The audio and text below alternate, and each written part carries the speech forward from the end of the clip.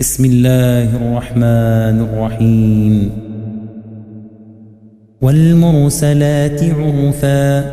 فالعاصفات عصفا والناشرات نشرا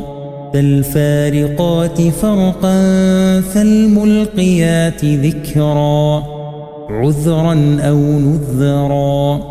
إنما توعدون لواقع فإذا النجوم طمست وإذا السماء فرجت وإذا الجبال نسفت وإذا الرسل أقتت لأي يوم أجلت ليوم الفصل وما أدراك ما يوم الفصل ويل يومئذ للمكذبين ألم نهلك الأولين ثم نتبعهم الآخرين كذلك نفعل بالمجرمين ويل يومئذ للمكذبين ألم نخلقكم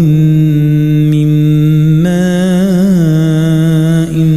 مهين فجعلناه في قرار مكين إلى قدر معلوم فقدرنا فنعم القادرون ويل يومئذ للمكذبين ألم نجعل الأرض كفاتا أحياء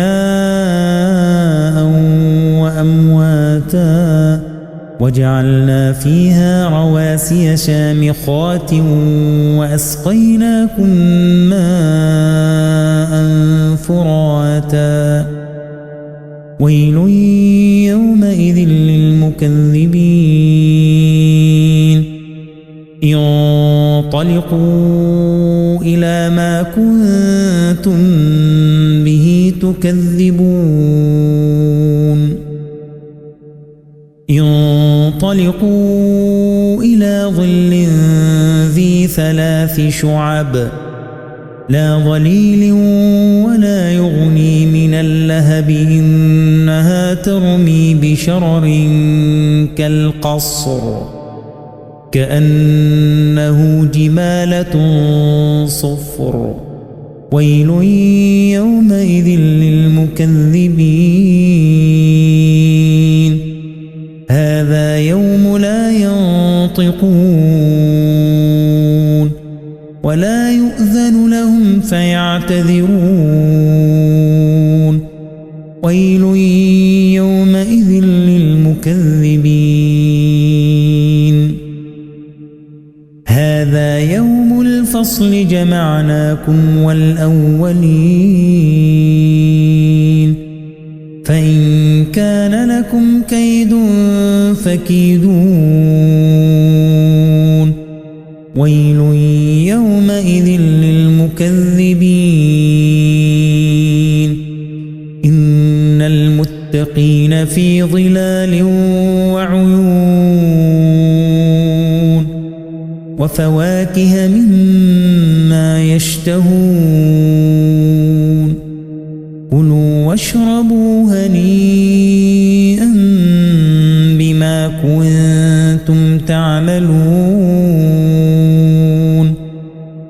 إنا كذلك نجزي المحسنين ويل يومئذ للمكذبين